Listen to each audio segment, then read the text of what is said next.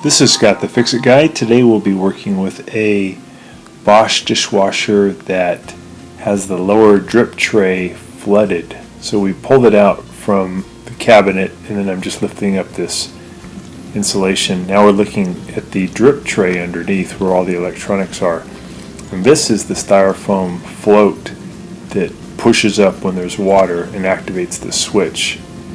And this is the fill valve, which sometimes these will leak. We're just looking down here to see if we can see where the water is coming from while we're running the dishwasher. So it's doing its fill, it's doing its circulation and its drain.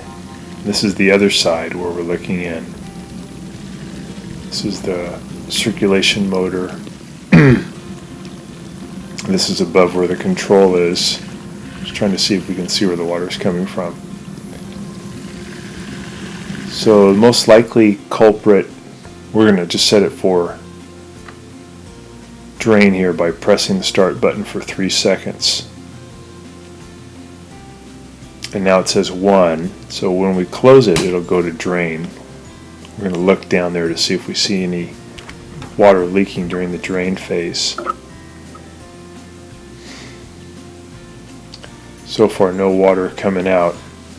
Yeah, some of the main causes are water flowing backwards from the sink through the garbage disposer and then back through the drain tube into the dishwasher.